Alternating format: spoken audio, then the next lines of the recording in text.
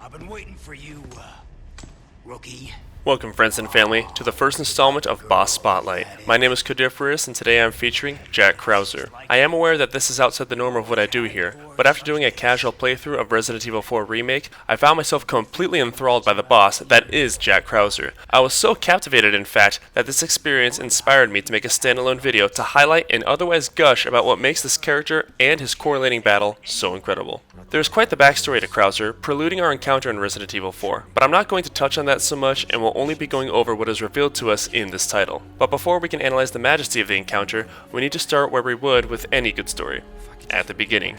Consider this to be your spoiler warning. For those living under a rock and don't know the story of Resident Evil, don't worry, as our protagonist gives us a quick summary of the story so far. For some added background, Resident Evil is a franchise that revolves around the threat and quelling of bioweapons developed by a pharmaceutical company known as Umbrella. Umbrella, which had initially worked to research vaccines, was shown to have a keen interest in the development of biological weapons, from here on known as BOWs. Their research would unleash a zombie-like pandemic which would consequently set in motion the entirety of the franchise. In Resident Evil 4 Remake, we are brought into the fold with Leon Kennedy, a former Raccoon City police officer who was a rookie on the day that the T-virus was unleashed on Raccoon City. The events of Resident Evil 4 takes place 6 years later as Leon is dispatched to rescue the United States President's daughter, who was kidnapped by a mysterious cult called the Los Illuminados. It soon comes to light that the cult had discovered a mind-controlling parasite known as Las Plagas that they had been using to infect the nearby villagers, turning them hostile to Leon upon his arrival. In his search, Leon is hounded by the village chief, Vitoris Mendez. Eventually, Mendez corners Leon, knocking him unconscious and injects him with the Plagas parasite. Upon awakening, Leon formally meets Louise Serra. The two of them find themselves chained up and work together to escape, with them parting ways as Leon continues his search for Ashley. Making his way through numerous obstacles, he eventually finds her locked in the church. Leon and Ashley are then sent on a loop of being separated at various points from here, as it comes to light that Ashley has also been infected with the Plaga, which leaves both of them vulnerable to manipulation at the hands of Los Illuminados cult leader Osmond Saddler. It is later revealed that Saddler's plan is to have Ashley infected and returned to the United States, where she can then get in close proximity to the president and have him infected as well, necessitating Leon to uncover some sort of cure or method to rid both he and Ashley of the Plagas. Louise is encountered periodically throughout our tale, often lending a hand in certain situations and providing some guidance on where to go next. There is so much more to unpack in the Resident Evil story, but for the sake of this video, we're going to narrow our focus right into Chapter 11. As Leon makes his way to rescuing Ashley for the 38th time, he encounters Ramon Salazar. Ramon has prepared Ashley for some sort of ritual, it seems, and upon drinking her fill from the Goblet of Wonders, Leon is tossed into the pit from 300 and finds himself underground. Fighting through the various monsters, including the terrifying right hand of Salazar, we take an elevator up to once again meet up with Louise. I'll make it cheap for you. Louise's allegiances have not been entirely clear so far, but ultimately we have little choice but to accept his assistance once more. Louise offers us a present for the Plaga residing in our body, while stating that he only wants to keep his word on helping us. It will be revealed later that his intentions are 100% genuine, as he seeks retribution for his actions as a former researcher for Umbrella and Los Illuminados. Together, Leon and Louise traverse the mines, knocking out baddies and quipping all along the way. This chapter really establishes a bond between Leon and Louise, as this is the second time that Louise teams up with us in a firefight to escape certain death. The banter they share is both fun and pleasant, if not oftentimes cheesy, making it that much more heartfelt as we make our push to break to the surface. Why risk your life like this? You don't know us. I told you. It makes me feel better. Taking the final elevator up, we complete our ascent. But it is just as Louise turns his back to celebrate that he is poetically stabbed. But to whom would that knife belong to but none other than our Boss Spotlight feature, Jack Krauser. Long time no see, rookie. Leon immediately recognizes his former commander, and we are given a small slice of backstory in the verbal exchange. And it is here that we are revealed the nature of Ashley's kidnapping, as it was Krauser who had orchestrated the whole thing. We get a lot of questions and not much for answers, as rather we are forced to let the knives do the talking. Knives are faster.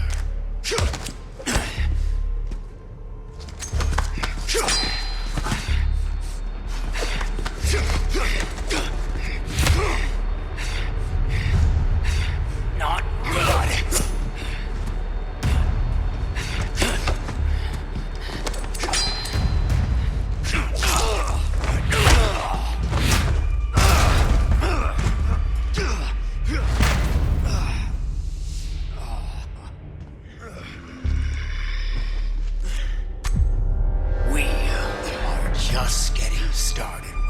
One awe-striking fight sequence later, and we gain control of Leon to begin the duel. In Resident Evil 4, we typically rely on firepower and explosives to deal with bosses and threats, but here, it is all about melee. Jack attacks with a mixture of knife and hand-to-hand tactics. QTEs, aka QuickTime events, will pop up, allowing us to dodge some of these moves, while requiring us to use parries to avoid getting pin-cushioned. It is definitely possible to utilize your gun in between slashes and parries, but what honor is gained from that? This fight is an intense, edge-of-your-seat face-off, and for one of the very few times in this game, we don't feel like we are hopelessly outmatched. And it is that feeling that the game elicits from you is what makes it so artful. Krauser is staged as a very real threat given his war-torn background, heartless demeanor, and powerful standing as Leon's former superior. At the point of his introduction, you feel this looming challenge before you and the tension of being confronted with a dangerous enemy.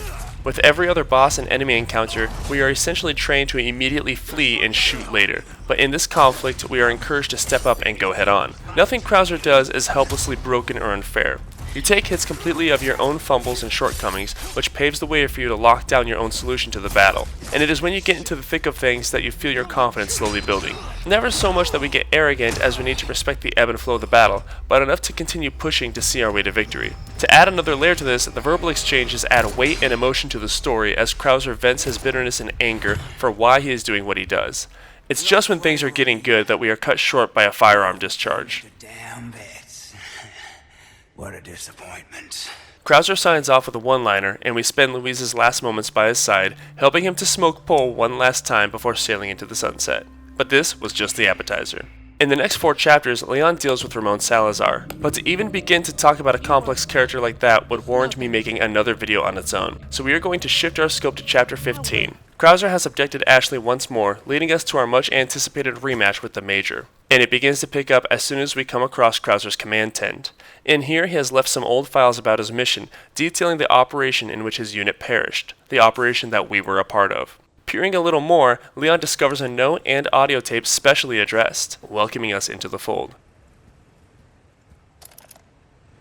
You've done well to make it this far, rookie.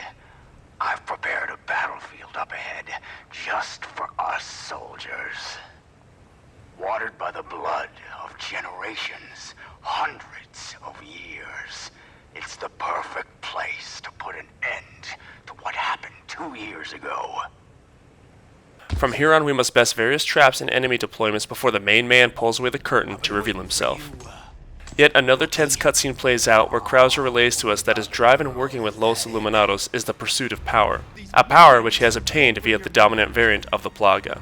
This is consistent to what was alluded to earlier in our first meeting with him, when he states that his unit was slaughtered solely through, and I quote, devastating power. You think I'm doing all this for revenge? Isn't that what this is all about? See, in that jungle, I had a revelation. The most important thing in this world is pure, unadulterated power. The chatter is cut by an exchanging of projectiles, and now we find ourselves on the business end of the Major's bow. This is more challenging than the knife party from earlier, as Jack sets himself up at a distance to pop off with explosive-tipped arrows. The explosions dish out extreme damage, and Jack's aim with the bow is as sharp as your cheeks are soft and bodacious. After receiving enough damage, Krauser will jump into the fray to get up close and personal. This is reflection of our initial face-off, requiring parries and QTEs. Exceeding his damage threshold further will cause him to retreat, tactically of course, and pop out again and again as we press our advance deeper and deeper into the fortress. This phase of the game alternates at a fantastic pace of maneuvering through firing ranges, traps, and putting our blade to the test in succinct close quarters encounters. At range, we need to attack in between ducking into cover, with the CQC segments getting more and more intense, with the banter rising to match. This fast-paced, intense section of the game is a complete thrill ride and one of the true highlight moments of Resident Evil 4. We have only a single opponent, and he has all of our attention, just as we have all of his. This culminates into what we all knew was coming, with Jack Krauser taking the final step in becoming the monster he is. Undergoing mutation via the dominant Plaga, his arm, damaged from his previous mission with Leon in the jungle, is reborn into a bioweapon monstrosity. Again and again.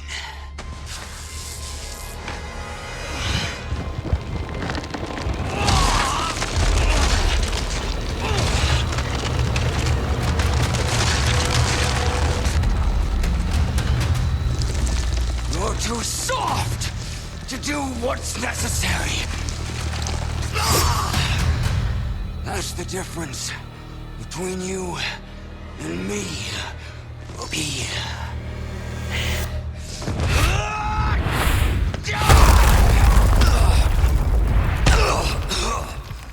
Collapsing the ground beneath our feet, we would maneuver through a winding hallway, engaging in a game of peekaboo with Jack's newest form. Time to finish your training. Breaking out into the open, the stage is set for our final showdown. The Major has mutated even further, with both arms being replaced by the power of the parasite.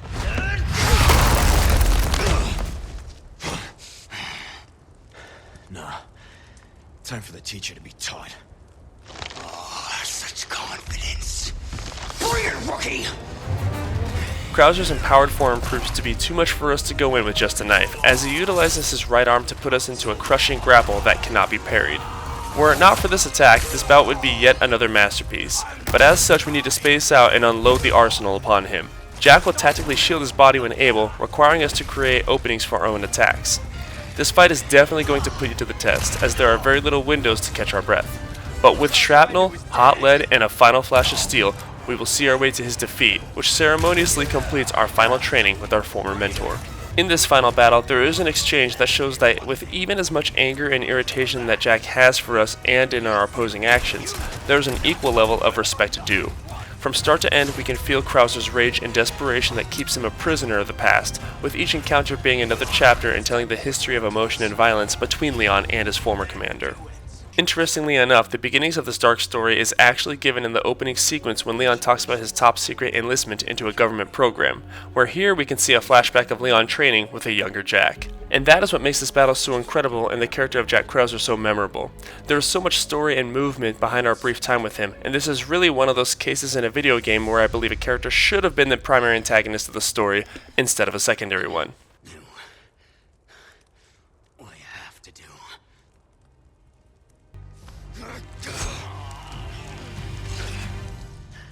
And that's going to do it for this boss spotlight. Presently, I read all the comments on all of my videos. Yes, even the mean ones. So with that said, let me know what boss you guys think I should feature next. Thank you so much for watching. Take care, stay safe, stay happy, and I'll see you next time. Bye bye.